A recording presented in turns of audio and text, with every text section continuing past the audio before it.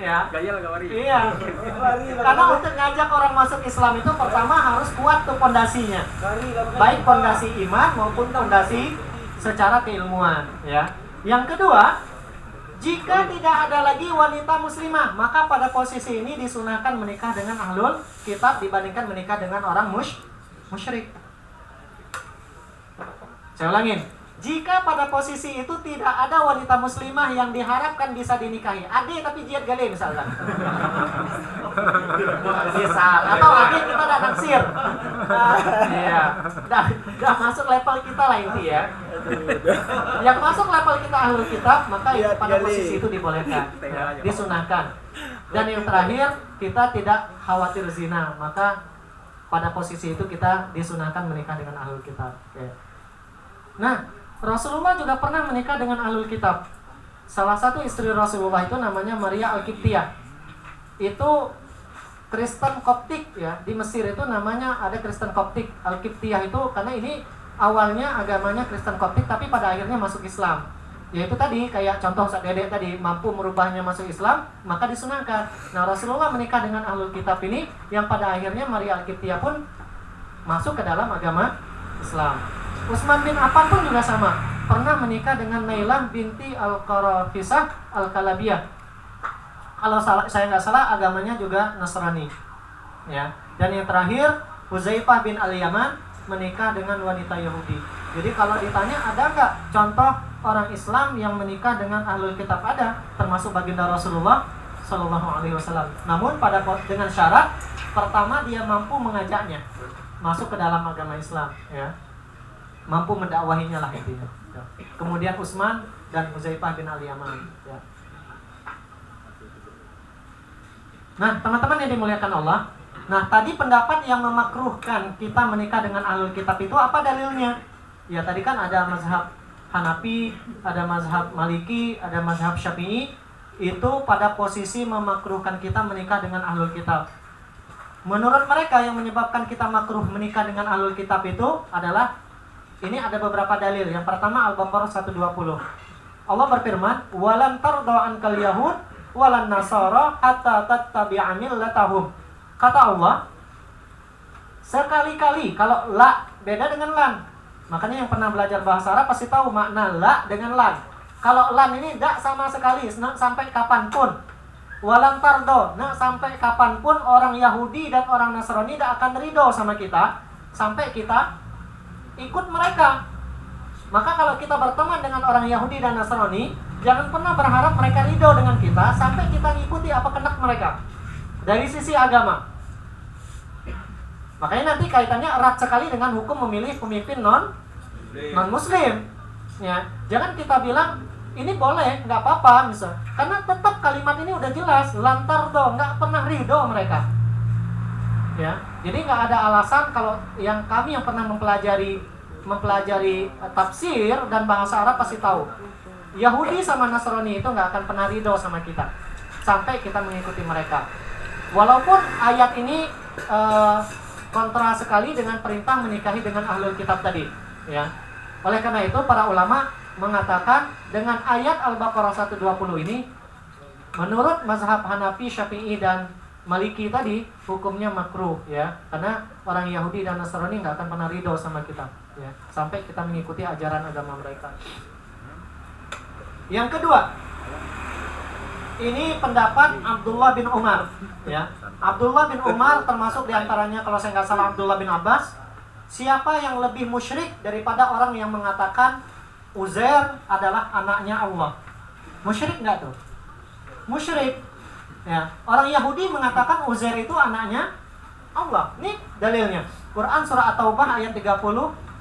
Wa qalatil yahud, orang Yahudi mengatakan Uzair itu ibnullah, anaknya Allah. Wa qalatin nasara, dan orang Nasrani mengatakan Al-Masih ibnullah, Nabi Isa itu anaknya Allah. Nah, karena ayat ini mereka mengatakan Allah punya anak, yaitu adalah kemusyrikan yang besar. Sehingga karena mereka mengatakan demikian, menurut sebagian ulama tadi menikah dengan ahlul kitab itu hukumnya makruh, ya. Namun ada nggak yang bilang haram? Tidak ada menurut pendapat para ulama, termasuk diantaranya Wahba Zuhaili dalam kitabnya Fiqhul Islam wa Adillatuhu. Hampir-hampir tidak ada ulama yang mengatakan, bahkan tidak pernah terdengar ulama yang mengatakan haram menikah dengan ahlul kitab.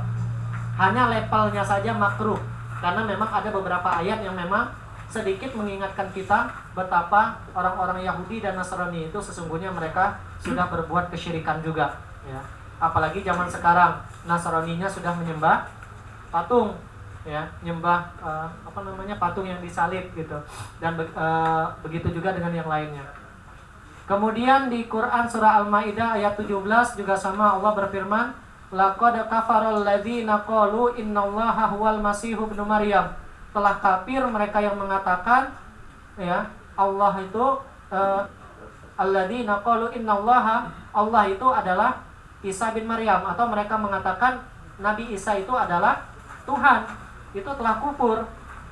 Nah, kalau kita nikah dengan mereka, berarti kita menikah dengan orang yang telah berbuat kekufuran kepada Allah Subhanahu wa taala.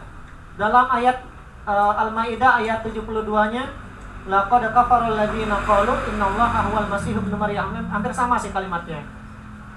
Al-Maidah ayat 73-nya, Allah Subhanahu wa taala berfirman, laqad kafara alladziina qalu innallaha tsalitsu tsalatsa. Telah kufur kepada Allah orang yang mengatakan trinitas. Tuhan Ayah, Tuhan Bapa, Tuhan apa lagi? Tuhan Anak sama Ruhul Kudus kalau saya nggak salah satunya. Ya, itu kan orang Nasrani mengatakan demikian. Berarti teman-teman, dalil-dalil inilah yang menyebabkan sebagian ulama tadi mengatakan hukum menikah dengan ahlul kitab itu makruh. Yang terakhir, kita akan bahas apa hukum menikah beda agama, wanitanya muslimah menikah dengan pria non-muslim.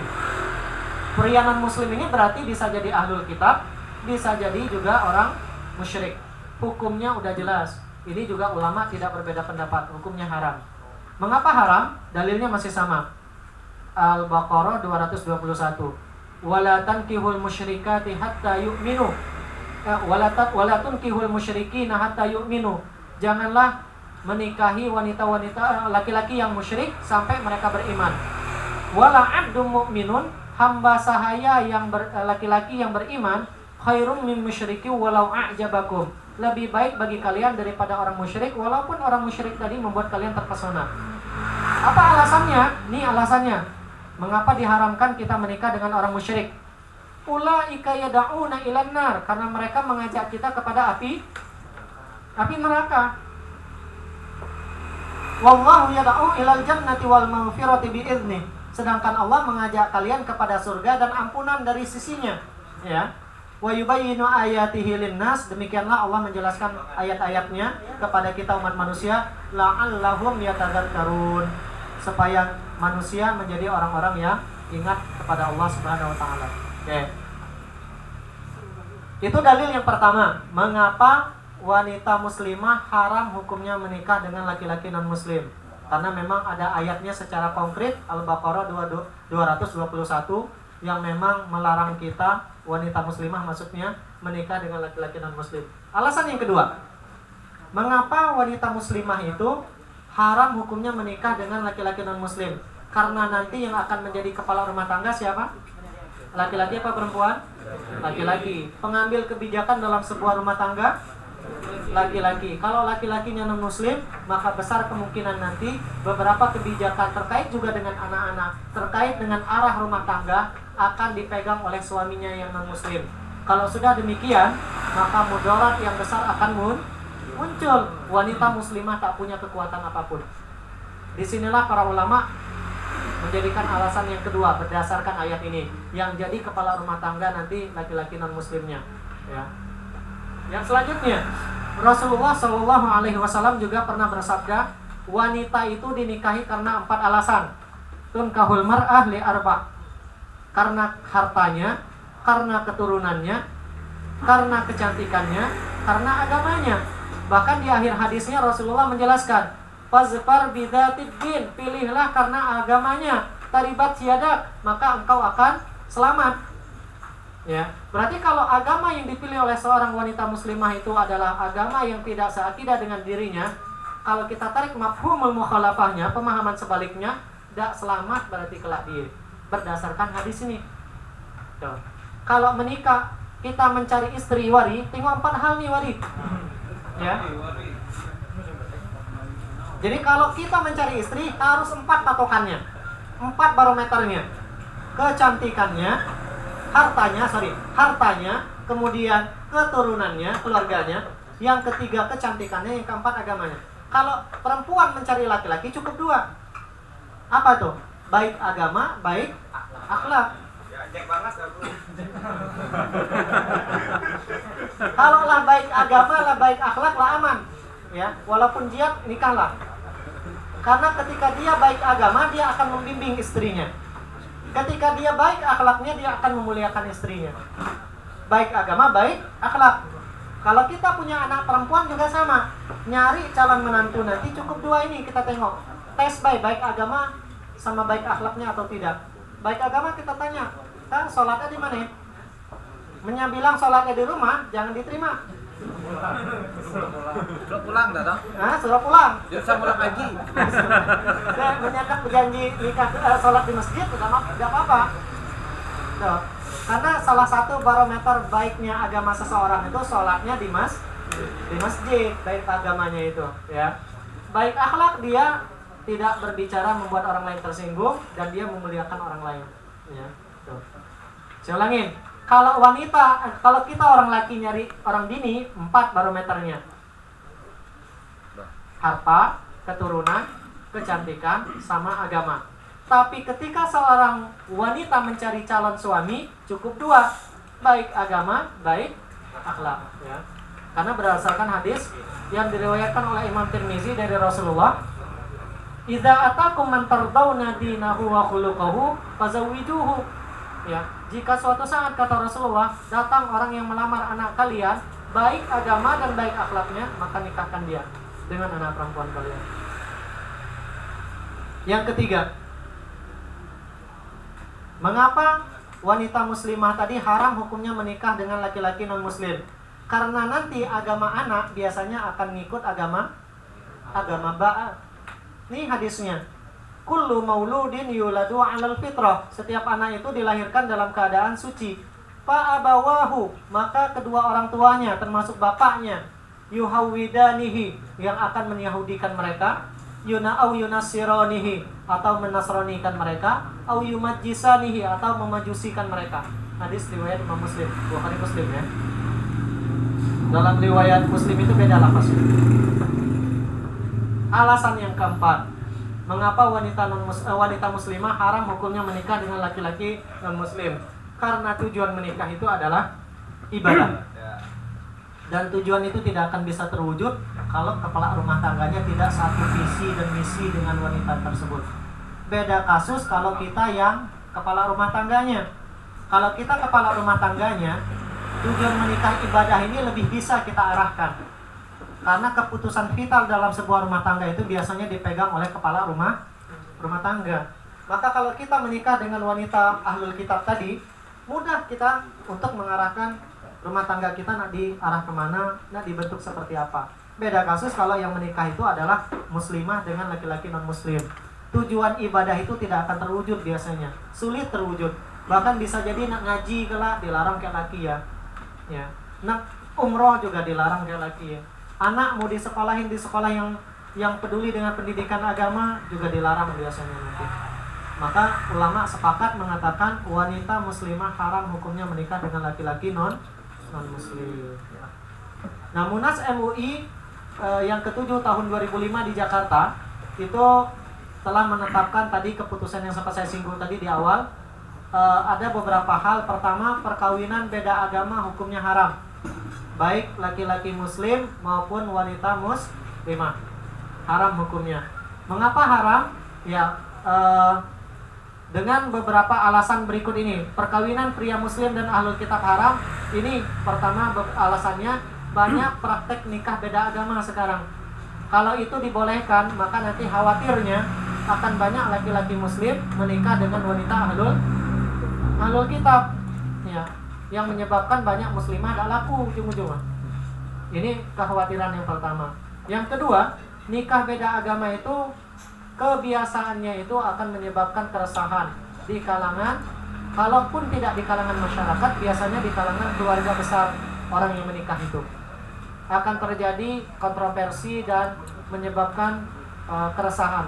Yang ketiga, kalau nikah antara pria muslim dan ahlul kitab itu dibolehkan, maka nanti akan banyak orang yang menikah dengan ahlul kitab dengan alasan ini hak azazi manusia, ya. Dan yang terakhir, cita-cita pernikahan yang berkah sulit tercapai, bukan tidak tercapai, sulit tercapai kalau seandainya suami dan istri tidak satu misi dalam perihal dunia akhirat. Ini yang menyebabkan majelis ulama sepakat mengatakan perkawinan beda agama hukumnya haram, baik muslim maupun muslimah, ya. Kemudian mereka juga berdalil dengan MUI juga berdalil dengan Quran surah Al-Mumtahanah ayat 10. Nih yang hijau.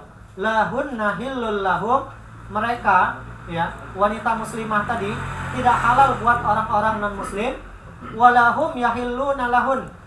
Orang laki-laki yang muslim juga sama, tidak halal buat wanita non-muslim. Al-Mumtahanah ayat 10, ya. Kemudian hadis Rasulullah la darar wala dirar. Karena hadis ini menjelaskan tidak boleh kita berbuat kerusakan. Khawatirnya dengan kita menikah dengan non-muslim itu akan muncul kerusakan-kerusakan dalam rumah tangga karena tidak satu visi dan misi dalam masalah akidah kita, ya. Kemudian ada satu kaidah namanya kaidah darul mafasid muqaddam ala jalbil masalih, ya. Menghindari bahaya jauh lebih utama daripada kita menciptakan suatu maslahat, ya. Sama seperti misalkan kenapa kita dilarang mencela agama orang lain? Karena khawatirnya nanti mereka mencela Allah. Jangan dicela Tuhannya orang yang tidak seakidah dengan kita. Karena kalau kita cela Tuhannya mereka akan mencela Tuhannya kita. Tanpa ilmu biasanya, biwairi ilmin kata Allah, ya. Nah, juga sama.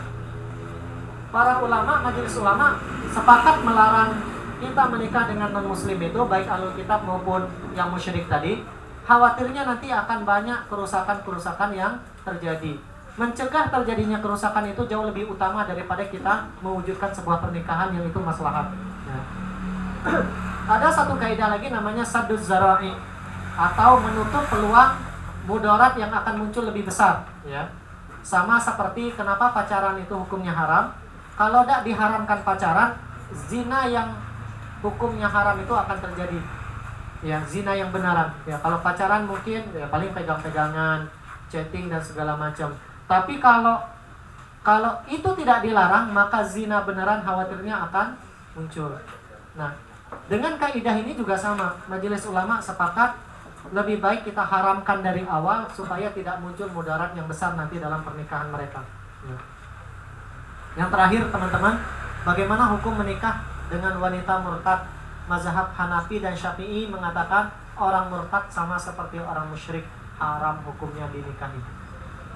Jadi kalau ada orang wanita yang murtad keluar dari agama Islam, itu hukumnya haram dinikahi menurut mazhab Hanafi dan Syafi'i. Ini yang dijelaskan oleh Wahbah Zuhaili dalam kitabnya, ya. Jadi tidak boleh. Wallahu a'lam bishawab, teman-teman, itu yang bisa Anda sampaikan. Mudah-mudahan sedikit penjelasan ini bermanfaat bagi kita semua. Silakan kalau ada yang pengen ditanyakan atau pengen menambah, silakan mic-nya, Bang. Ya, silakan. Ya. Ya. Terima kasih. Bismillahirrahmanirrahim. Assalamualaikum warahmatullahi wabarakatuh. Kalau di sini saya belum dapat ada penjelasan mengenai sekarang ini banyak fenomena yang terjadi, kan misalnya ada laki-laki menikahi wanita atau wanita dinikahi laki-laki. Misalnya wanita kita muslim, laki-lakinya non muslim. Awalnya dia nikah hanya karena pengen nikah, itu dia sengaja mau pindah agama, itu belum nikah, dia pindah agama. Terus setelah itu menikah, dia kembali ke agamanya kembali. Kalau itu kondisinya cewek. Terus ada juga yang cowok, kita muslim tetapi ceweknya non muslim. Setelah menikah dengan kita, dia kembali ke agama kembali posisi kedua ini apakah sama atau ada perbedaan atau bagaimana status hukum nikah? Ya. Terima kasih, Ustaz. Kasus yang pertama kita sebut deh, Asmiranda. Ya. Bungkus. Bang Iwan lewat berita. Itu tanda ya. Asmiranda sama Jonas. Ya. Ya. Sebelum nikah, si Jonasnya itu ganteng memang orangnya, sak tinggi. Sama Cikari tentang lah. Iya, rewok kok. Macam mana nih? Hah? Oke. Itu sebelum nikah dia sudah mengucapkan 2 kalimat syahadat. Kalau saya nggak salah di Tangerang Selatan dan ada sertifikat syahadatnya. Ya. Nikahlah dia dengan Asmiranda dengan cara Islam. Lalu setelah itu dia murtad lagi. Sampai akhirnya bapaknya Asmiranda yang orang Belanda itu mengajukan pembatalan pernikahan ke pengadilan agama pada saat itu. Dan kalau saya nggak salah dikabulkan. Habis itu Asmirandanya ikut agama laki ya. Murtad. Keluar dari agama Islam. Dua-duanya sekarang murtad. Ya. Nah, gimana posisinya kalau lah macam ya? Lancok-berancok berarti. Iya. Berarti urusannya sudah ke urusan mereka. Kalau secara hukum jangan ditanya. Itu pertama si Jonasnya itu sudah melakukan penipuan. Makanya bapaknya Asmiranda itu langsung mengajukan pembatalan pernikahan. Pernikahan bisa dibatalkan jika adanya kebohongan. Salah satunya seperti kasus itu. Tuh. Yang kedua, gimana status murtadnya Asmiranda? Yaitu urusan dia sama Allah. Ya. Urusan dia sama Allah, tetap dia diminta bertaubat. Namun sampai sekarang tetap tidak taubat ya. Awalnya pakai jilbab gitu kan. Enggak pakai jilbab ya. Di sinetron deh pakai jilbab. Iya. Aslinya tidak pakai jilbab. Dan sekarang sudah murtad gitu. Kalau ditanya hukum ya sama seperti itu tadi, Bang. Jadi menyajadi lo masuk Islam, haram hukum abang nikahi ke Asmiranda. Udah baca berarti. Kalau nya tetap dengan Islamnya, cowoknya pindah agama. Karena ada cerai. Dana cerai. Ya. Gini, di dalam kompilasi hukum Islam itu salah satu bab yang membolehkan pembatalan pernikahan itu adalah jika terjadi murtad tadi. Ya. Misalkan setelah menikah nih, salah satunya tetap nggak mau ngikut agama suaminya atau istrinya yang murtad. Maka pada posisi itu ada, kalau saya nggak salah di KHI itu, kalau belum lewat 4 bulan sesuai dengan hukum ilah itu, kan 4 bulan tuh ilah. Umur pernikahannya belum dari 4 bulan, tiba-tiba dia murtad, maka bisa dibatalkan tuh pernikahannya. Tapi kalau lewat 4 bulan, kalau saya nggak salah di KHI itu, maka itu tidak lagi bisa dibatalkan. Tinggal nanti mekanismenya silakan ajukan cerai gugat atau cerai talak nanti pada posisi itu. Wallahu a'lam. Kalau yang statusnya laki-laki? Kalau yang statusnya laki-laki ya sama, Bang. Ceweknya yang murtad. Ya sama. Pada posisi itu kalau umur pernikahannya kurang dari 4 bulan, ya udah batalin aja tuh pernikahannya. Pembatalan pernikahan masih ingat teman-teman? Kalau pembatalan pernikahan sebelumnya itu dianggap tidak pernah terjadi. Beda dengan talak atau khulu. Pernikahan sebelumnya dianggap tetap terjadi. Tetap ada. Bedanya di situ. Wallahu a'lam. Oke, ada lagi? Ya, silakan. Oh iya, saya lupa. Malam ini minumnya gratis, ada donaturnya. Jadi aman yang mesen kurang nyaman, mesen lagi kayak. Ustaz orang made. Wari nak nambah. Ingat tadi Adika lah ngasih tahu tadi, lupa tadi. Berarti wari ya kayak. Assalamualaikum warahmatullahi wabarakatuh. Yang mau saya tanyakan ini ada tetangga saya juga. Dia awalnya Muslim, jadi murtad karena ikut suaminya gitu kan. Suaminya murtad jadi ikut ke Kristen. Setelah itu nggak tahu permasalahannya apa itu kan, udah lama juga, udah sempat punya anak 2 mungkin nggak salah. Tiba-tiba cerai. Kemudian ada itu sebelumnya dia udah diusir dari keluarganya ya kan, udah diusir dari keluarganya karena dia murtad. Kemudian setelah dia cerai, dia nikah lagi sama orang muslim lagi. Jadi setelah dia murtad, dia masuk Islam lagi, terus kemudian nikah lagi sama orang muslim. Itu yang lakinya apa yang bininya? Yang bini. Orang bini ini murtad ikut laki ya. Terus Habis itu masuk Islam lagi. habis itu kan habis itu dia cerai, nggak tahu masalahnya apa, tapi udah sempat punya anak. Cerai, terus kemudian nikah lagi sama muslim lagi. Yang mau saya tanyakan itu keislamannya itu gimana gitu, Ustaz? Apakah masih diterima atau gimana gitu? Iya. Seolah-olah mempermainkan. Enggak. Kalau dia memang ketika dia setelah dia murtad dia balik ke Islam itu murni karena dia bertaubat, ya insya Allah diterima keislamannya. Kecuali kalau niatnya memang mau mempermainkan agama. Kita kan tidak pernah tahu niat orang. Ya. Yang hati orang kan cuma dia dan Allah yang tahu. Nah kita cuma menghukuminya secara zahir aja dan wajib berhusnuzon. Jangan kita bilang suuzon, kami mempermainkan agama kami ya jangan. Bisa jadi memang dia benar-benar bertaubat. Ya.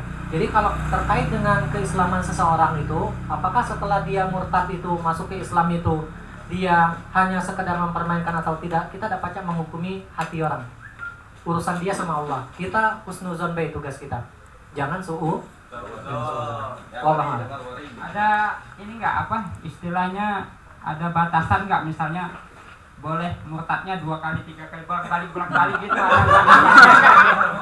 Nah, mentu Ustaz Dede baiklah jawab apa? Oh, Ustaz Dede ya, minta tolong. Ya.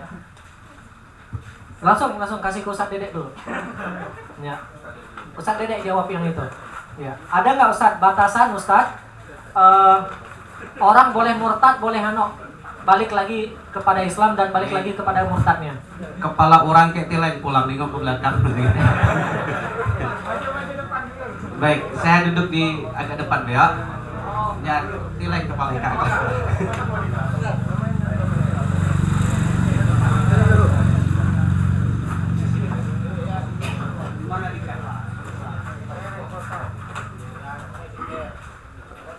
Duet maut yo.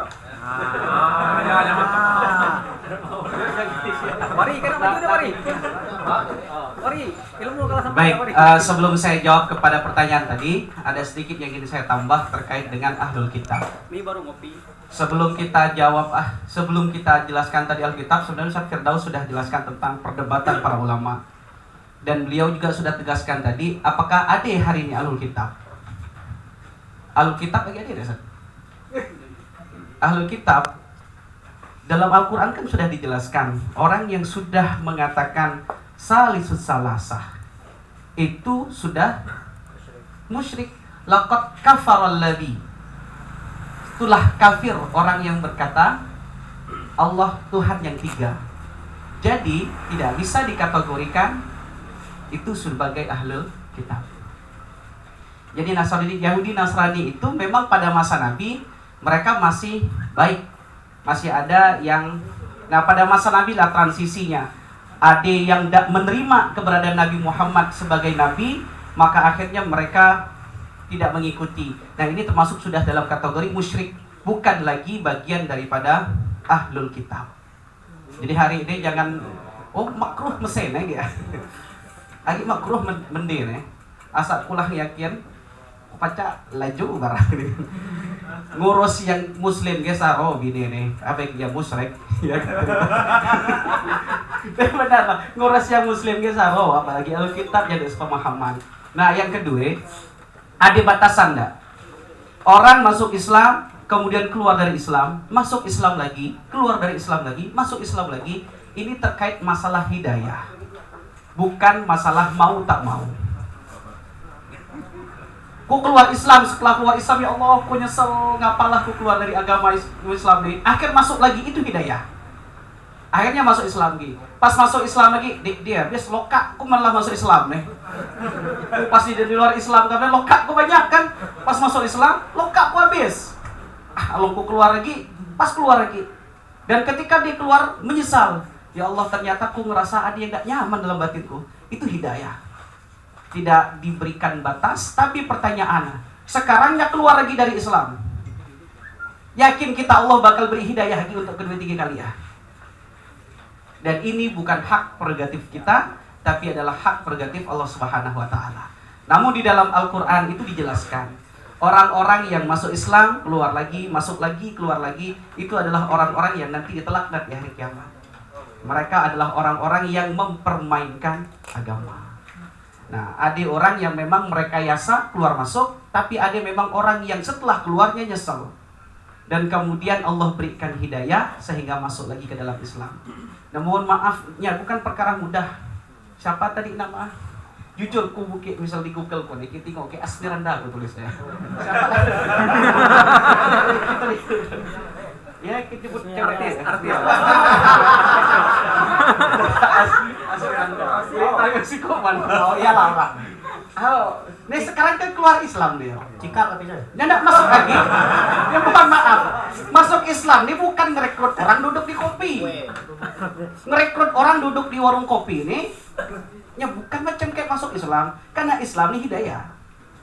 Asmiranda lah keluar dari Islam. Emang pikirnya pecah akhlak masuk Islam lagi. Dia tahu. Allah beri apa enggak kesempatan tuh. Sedangkan Nabi untuk ngajak pamannya sendiri pun dia kacak. Karena faktor gengsi dan lain sebagainya. Maka bersyukur terkait hadir masalah hidayah ini. Ya Kiai, makasih. Tanyalah mumpung masa Dede lagi. Oh iya, silakan. Nah.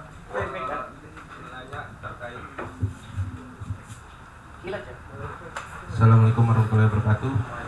Ustadz menanya, ada kejadian nih, awalnya orang laki ini Islam, cewek ini kafir, bisa dikatakan musyrik. Dekat terus terjadi hubungan zina. Setelah itu nikah Ustadz, dan si orang bini ini ikut masuk Islam jadi mualaf. Di situ yang nak ditanya tanggapan tentang fenomena itu macam mana. Terus karena lah dapat anak siko, status anak itu macam mana? Kayak itu Ustaz. Dia lagi ya. Beliau ini S1 S2-nya syariah.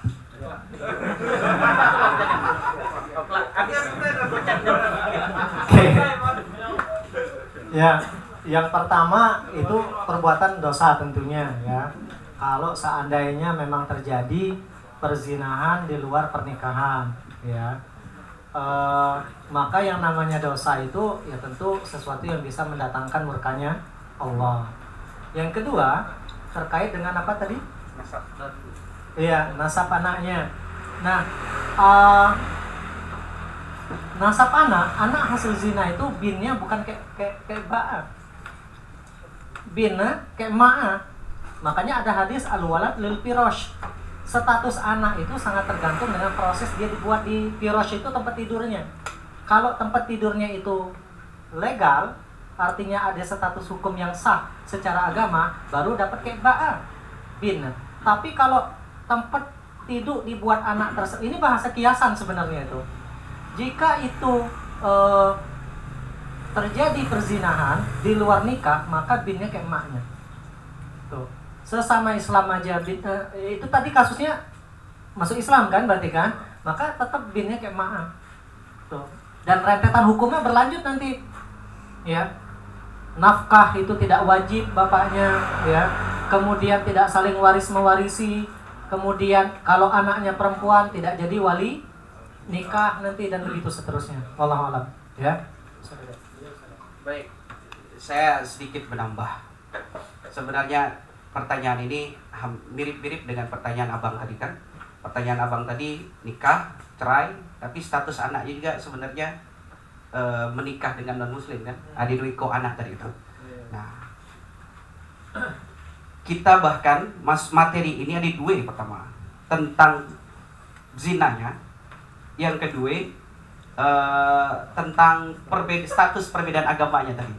Nah, tapi lebih dekat kajian ini kepada waladuz zina, anak yang dibuahi.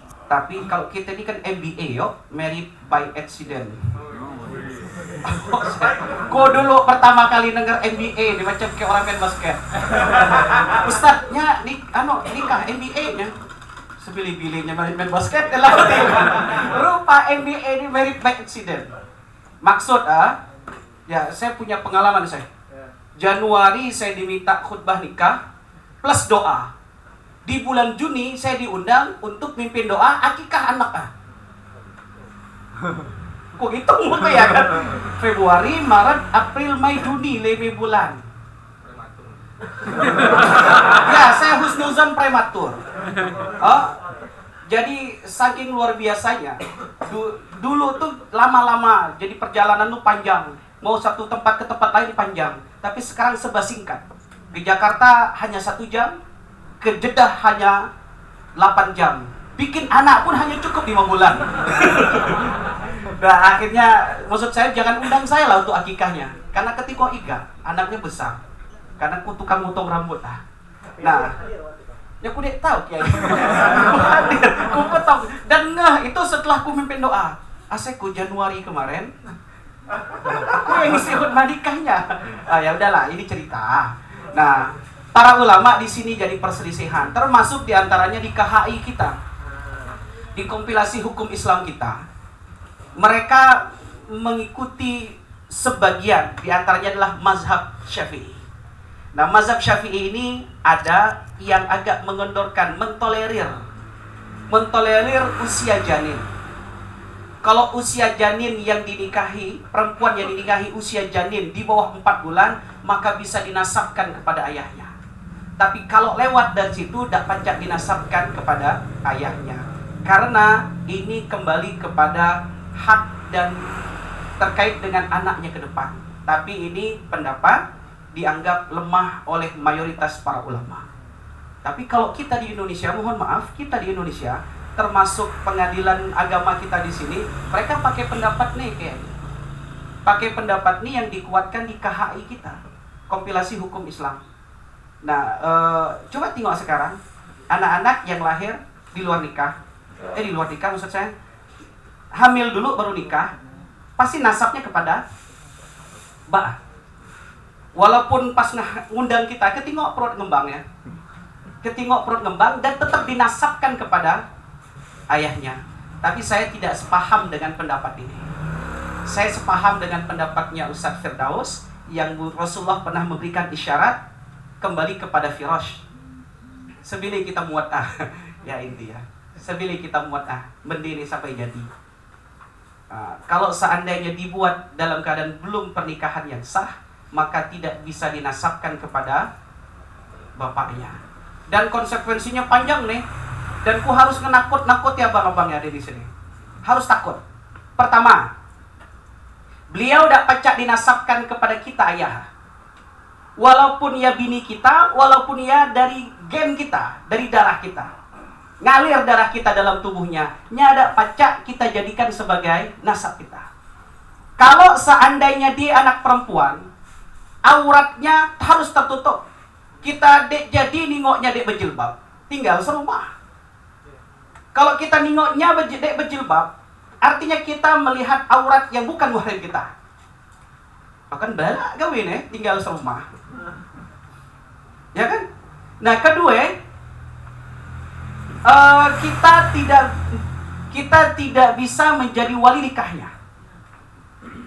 Yang ketiga, dia tidak bakal dapat waris ketika kita meninggal. Bayangkan kalau seandainya setelah nikah jadi selesai nih, kalau setelah itu kita nikah dengan istri, dia punya adik, kita meninggal, bagi waris. Ayo, nih kan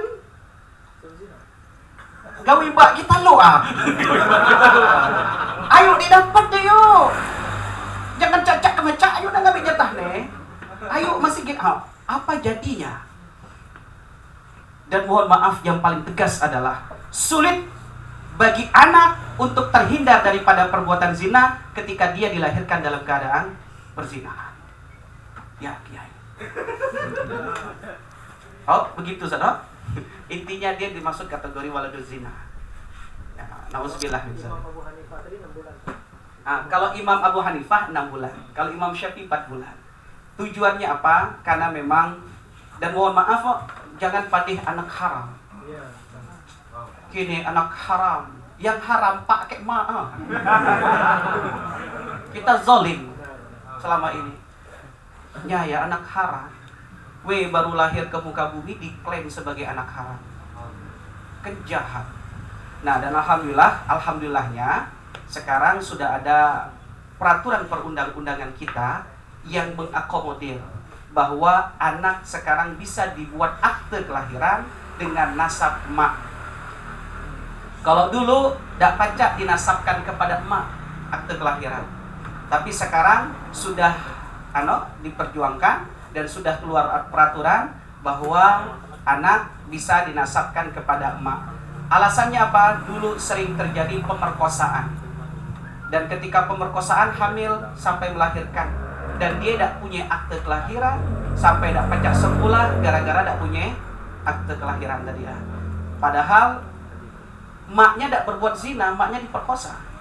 Jadi di mana letak negara untuk mengakomodir itu? Maka dinasabkan kepada emaknya dan sudah dibenarkan secara peraturan undang-undang kita. Itu boleh. Begitu Kiai ya.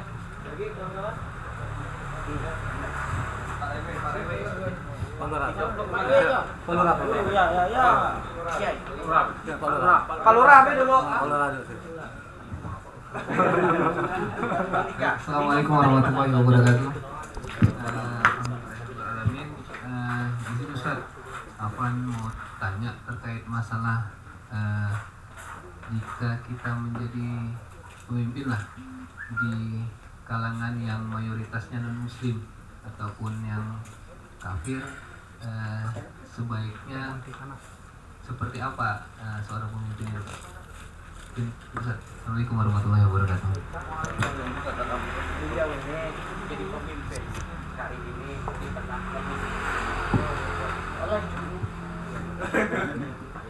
Sikap antum maksudnya, ya. Antum jalankan aja peran antum sebagai pemimpin. Yang penting antum jangan nikah kayak mereka. Tetap antum tunaikan amanahnya. Ya. Masalah misalkan ya harus hadir sebagai seorang pemimpin, ya hadir aja nggak apa-apa. Yang penting jangan makan makanan yang haram mereka. Tetap itu kan kita ada hablum minan nas, kita sebagai sesama manusia kepada mereka itu tetap antum jalankan. Satu sisi memang antum seorang pemimpin. Tuh, kayak Anies Baswedan contohnya, diundang ke gereja datang karena memang beliau pemimpin bukan hanya buat orang Islam. Beliau pemimpin buat semua agama gitu. Diundang ke vihara datang beliau. Tuh, tapi tidak ada nyembah gitu. Cuma datang hanya sebagai enggak apa-apa, enggak masalah. Ya. Wallahu a'lam. Ada lagi? Itu Pak Lurah, ini Pak Gubernur. Pak Dewi. Assalamualaikum warahmatullahi wabarakatuh. Waalaikumsalam. Gini tadi, mengenai nikah beda agama ya. Jadi apabila misalnya suami atau istrinya yang non muslim, jadi mereka menikah, kemudian dua-duanya akhirnya masuk ke Kristen, punya anak. Kalau di Kristen kan ada baptis tuh. Nah, kemudian kalau misalnya seandainya tiba-tiba anaknya itu udah bisa memilih agama, bagaimana status yang karena dia udah dibaptis tuh tiba-tiba dia memilih Masuk masuk Islam. Islam. Nah, begitu kan. Ya. Tetap mengucapin 2 kalimat syahadat. Karena baptis mereka itu kan juga sama, ibaratnya sama 2 kalimat syahadat bagi mereka itu. Nah, bagi kita orang Islam, jadi kalau setelah dibaptis dia pengen masuk Islam, ya harus lewat gerbang Islam lagi. Berarti harus mengikrarkan 2 kalimat syahadat. Wallahu a'lam. Guru izin bertanya terakhir, closing segment mungkin. Berhubung kita kan sering dokumentasi soal pernikahan, di situ dikatakan apabila kita masuk rumah ibadah non muslim kita kafir, guru. Sedangkan kita tuh kerja di situ. Nah, hukumnya seperti apa tuh, guru? Minta kita liputan orang nikah Kristen, China, hukumnya seperti apa tuh, guru? Teman-teman, ketika pekerjaan kita itu memang pekerjaan yang menuntut seperti itu, antum dapat pendapatnya dari mana? Ada yang Yang mengatakan seperti itu, guru. Iya. Itu iya. Menurut saya tidak masuk kategori itu, karena kan ketika kita bermuamalah pun, contoh misalkan kita punya warung gitu, warung kita itu kan bisa jadi yang belinya pun bukan hanya orang Islam, bisa juga yang belinya orang non non muslim, apakah pekerjaan kita otomatis jadi haram kalau yang beli non muslim?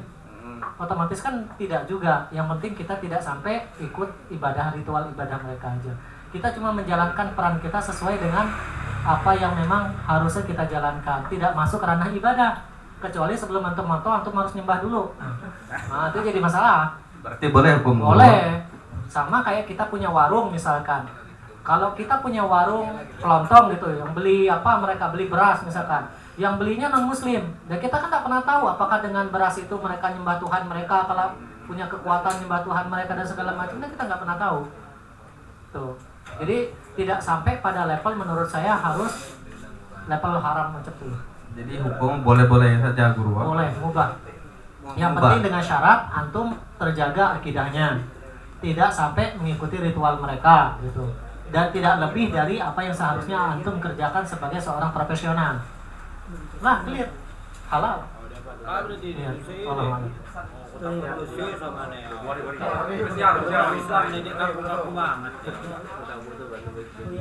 Katanya lah taruh Ustaz Dede yang naruh kemarin. Karena pasang baliho mukanya di depan rumah. Dah kabar antum yang taruh ke dia kemarin. Hampir. Kurang amat istiqoroh lu, Silakan Nuri. Insyaallah. Assalamualaikum warahmatullahi wabarakatuh. Waalaikumsalam. Saya izin bertanya, ini agak di luar dari konteks perkawinan. Misalkan ini, tapi kaitannya dengan non muslim juga tadi, Ustaz tadi. Jadi misal kayak gini Ustaz, kita gabung ke komunitas berbagi seperti itu.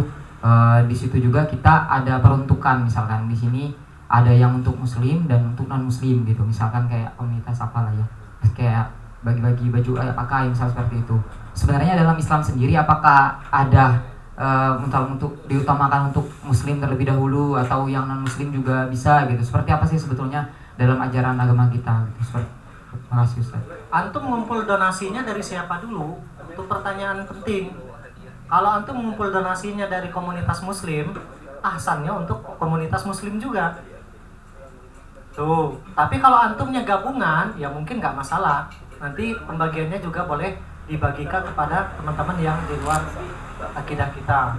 Jadi diperjelas dulu dari mana sumbernya. Tuh, kalau antum ngumpulnya dari komunitas-komunitas muslim, dari pesantren, ngumpul duit orang pesantren misalkan, atau ngumpul dari komunitas macam nih, ahsannya memang disalurkan ke komunitas muslim dulu. Kecuali lah ada lagi orang Islam nak nerima, boleh diberi ke mereka. Tuh, karena memang sebenarnya ada aturan baku terkait itu, hanya terkait dengan etika baik. Tuh, kalau ngumpullah dari berbagai komunitas antum berdiri di lampu merah, kan kita tidak tahu nih Islam apa non muslim gitu kan. Antum ngumpulin donasi dari situ. Nah, bisa aja disalurkan kepada siapapun. Jadi tidak di batasan juga dari sini. Harus diperjelas dulu sumbernya. Ya, terima kasih Ustaz. Baik. Ada hal nambah. Saya pertama ingin menambah untuk Abang Dadika.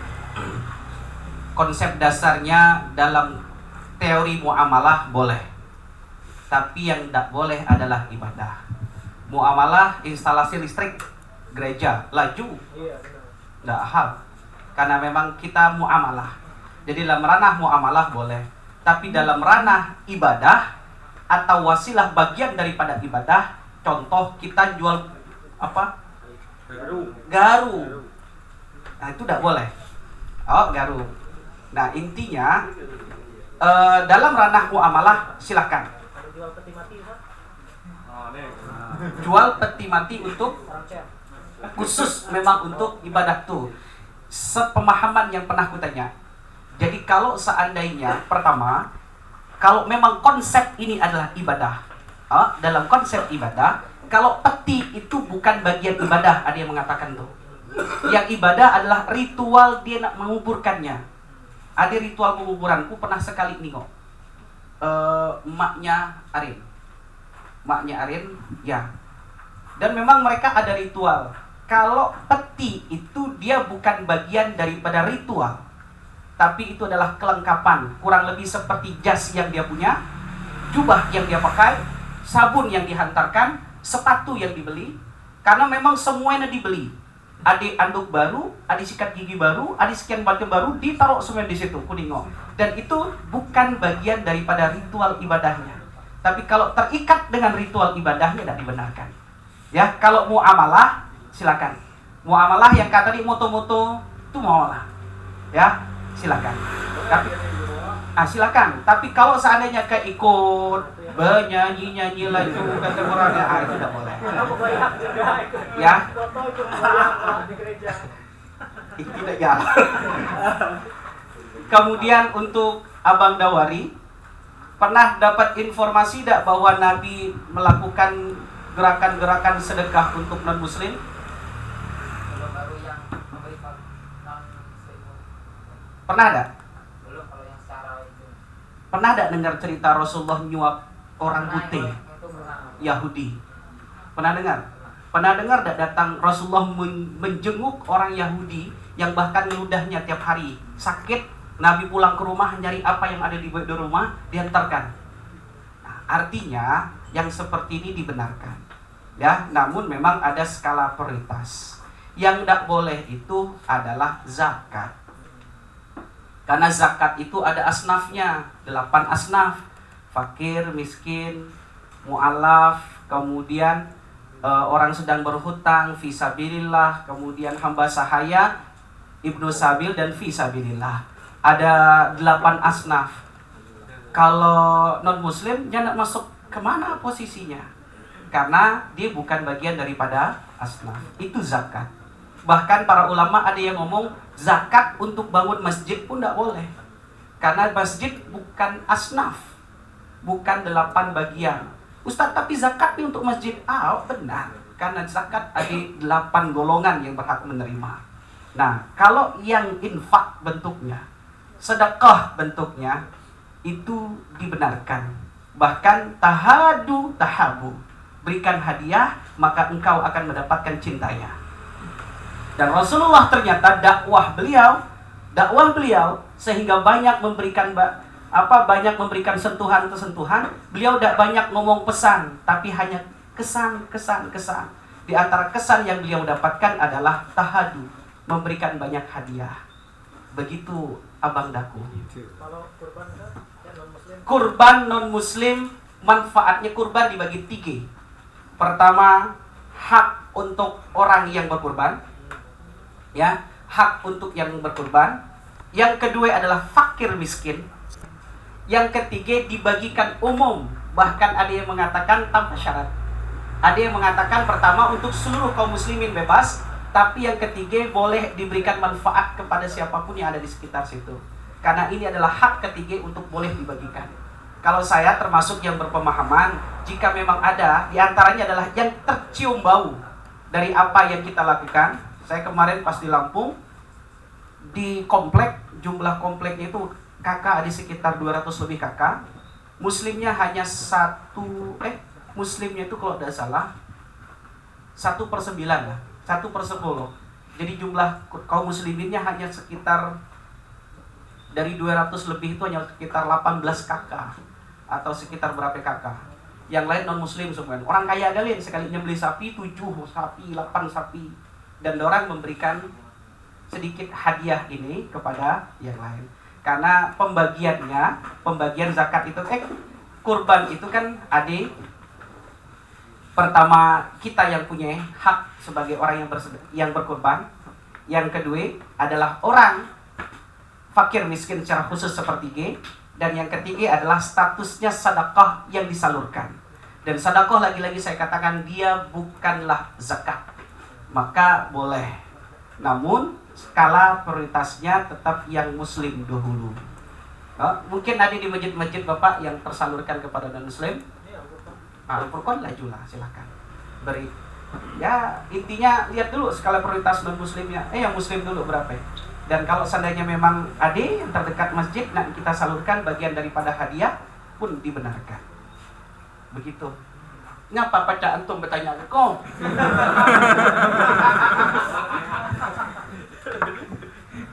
itulah seger ada guru kita pacar nanya gitu. Oke, lagi kawan-kawan cukup Pak. Jadi minggu ada pesan dedek. Ada guru Oh iya, silakan. Kalau tidak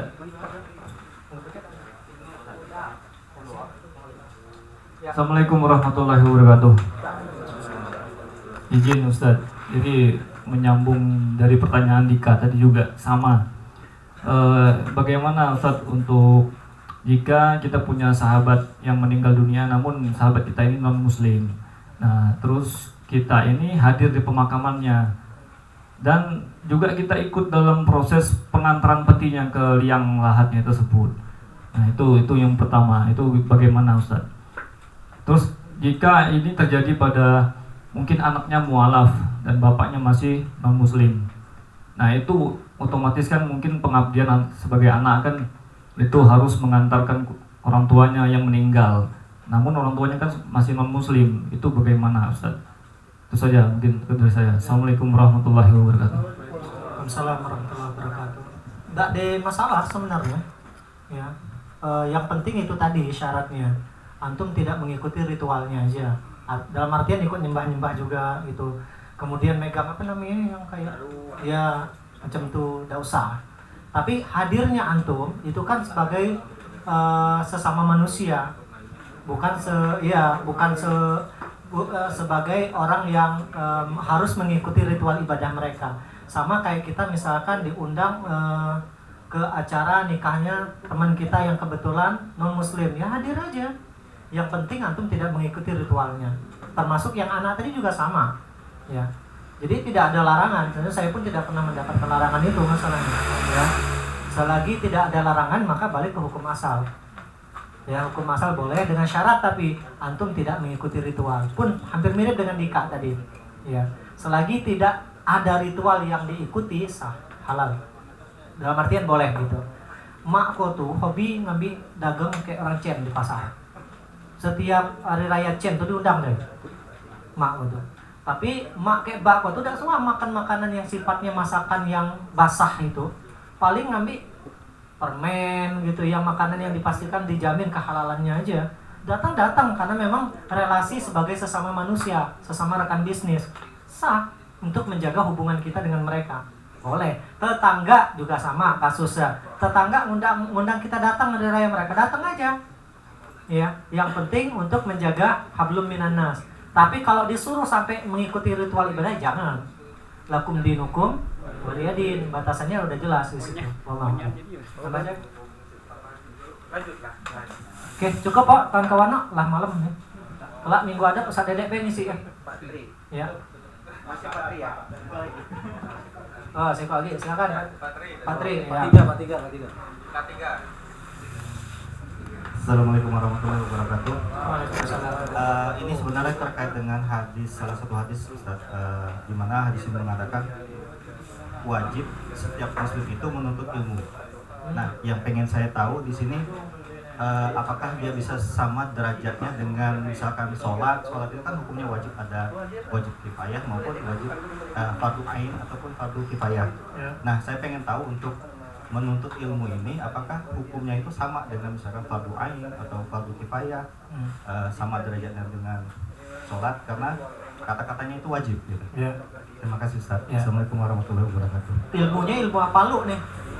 Ilmu agama loh Ustaz. Kalau seandainya ilmu agama itu luas. Contoh, kalau ilmu faraid untuk memperdalam itu hukumnya fardu kifayah. Artinya kalau lah ada ustadz-ustadz yang mempelajari ilmu mawaris, maka bagi yang lain tidak wajib lagi, dalam artian gugur kewajibannya gitu.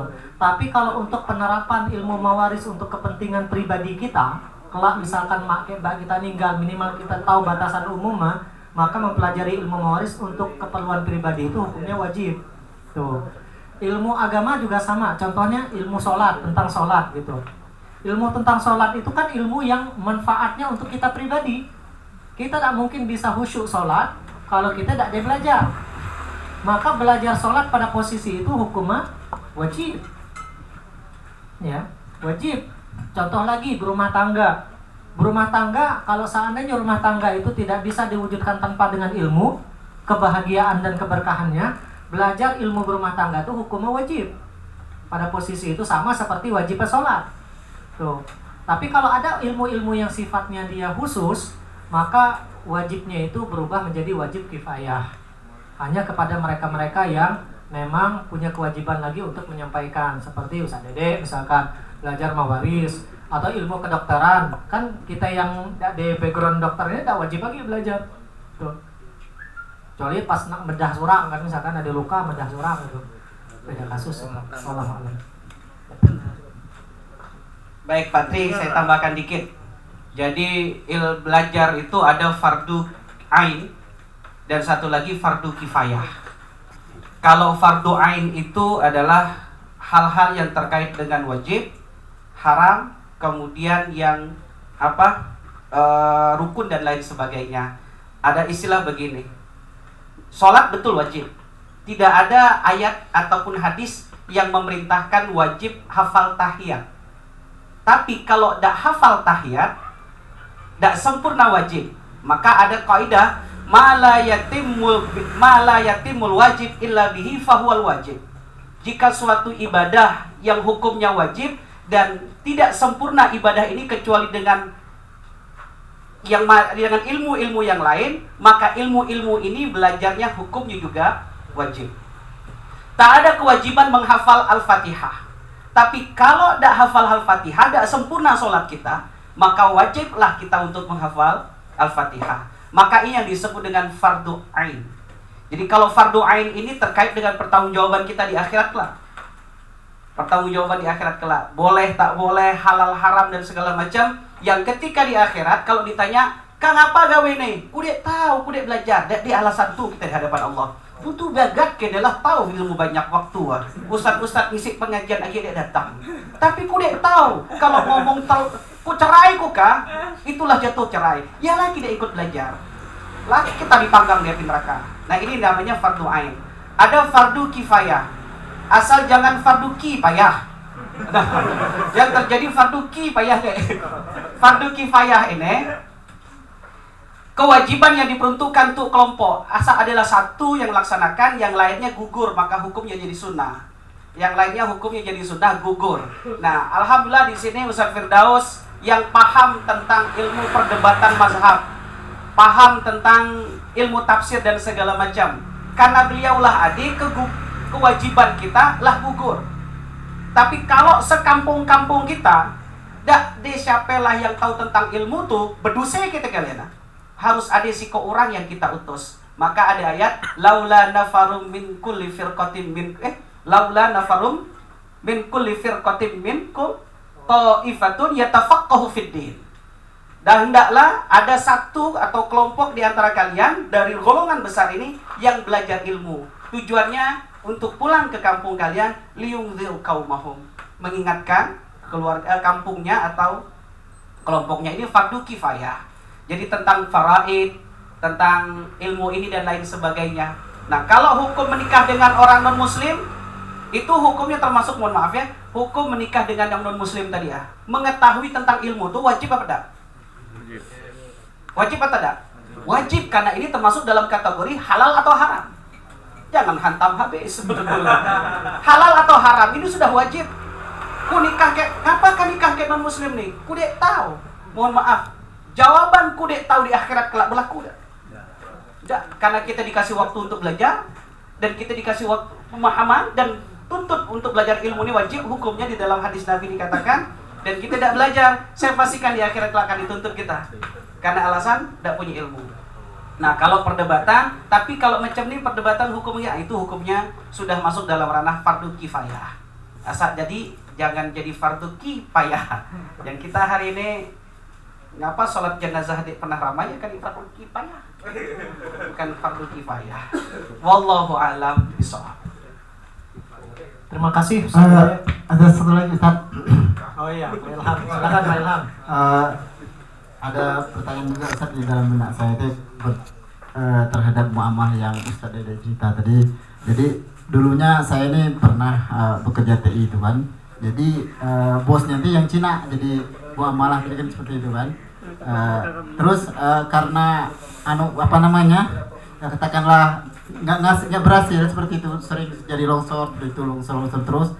Jadi akhirnya Cina ini membuat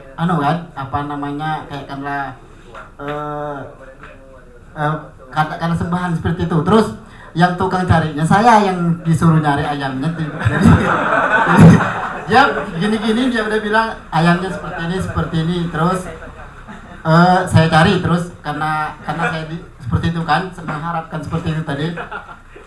Terus akhirnya ya udah saya beli secara asli karena saya Islam berarti saya Bismillah kan, jadi kayak biasa sama sekali sama orang Cina tadi kan. Jadi akhirnya saya ikut juga karena di situ ada berapa orang, ada 3 orang ikut juga kan terhadap anunya tadi tuh. Jadi sendiri dikumpulnya, kemudian yang bakar kan yang dipanggang seperti itu kan bahasa. Jadi dalam niat saya tuh terpaksa kalau di sembahan seperti itu, tapi karena niat saya tadi kena ayam itu kan saya udah baca Bismillah seperti itu. Jadi terus ternyata itu nggak ngasih juga seperti itu. Jadi karena mungkin apakah itu tadi karena niat saya itu tadi berharap kepada Yang Maha Kuasa itu seperti itu. Terus yang saya lakukan tadi di saat seperti itu gimana untuk pertanyaannya. Terus ya saya berharap karena seperti itu tadi berarti dalam bahasanya itu niat saya kuat kepada Allah seperti itu tadi. Jadi akhirnya saya tinggal, saya udah ceritanya itu seperti apa gimana maksudnya itu. Baik, saya jawab ya. Yang pertama, yang Bapak lakukanlah benar. Bismillah. Yang kedua, ada sahabat Nabi yang dipertontonkan emaknya dimasukkan tombak dari kelamin dan keluar dari mulut.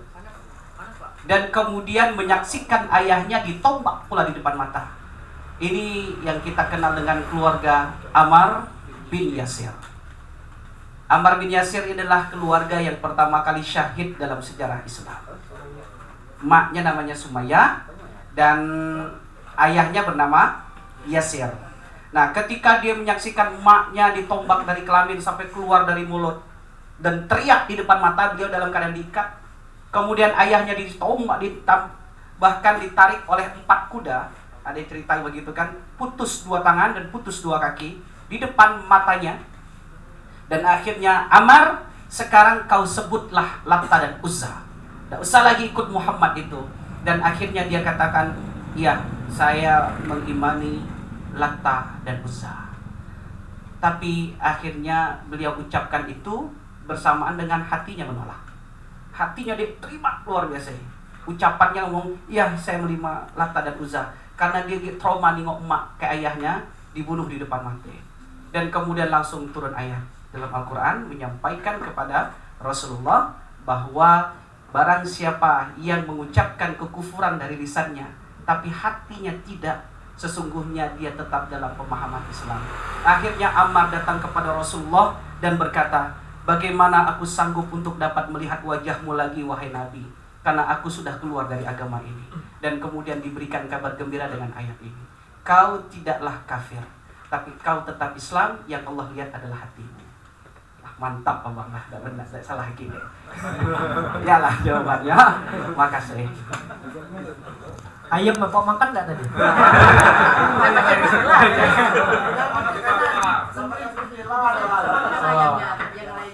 Ya, karena di sebelah pakai Bismillah, ayam ini makan juga akhirnya. Masya Allah, double pahala berarti. Assalamualaikum. Ya, Waalaikumsalam. Terakhir, benar-benar terakhir nih. Saya tadi jadi ingat dosa saya masa lalu pas tadi ada pertanyaan seperti itu. Jadi ceritanya pas saya setelah menikah di Bangka ini, jadi istri saya waktu itu sakit.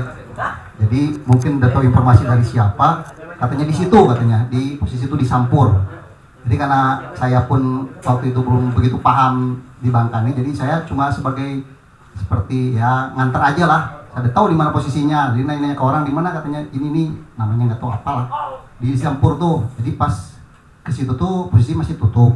Nah, setelah dibuka tuh turun ke bawah, saya masih ingat tempatnya tuh ada taunya tuh ada apa itu apa? Pekong, tepekong. Saya kan udah tahu tepekong itu apa kan, jadi saya itu ngikut aja. Nah, jadi ada semacam kayak inilah. Jadi duduk, banyak yang duduk juga, ada orang Melayu juga lah.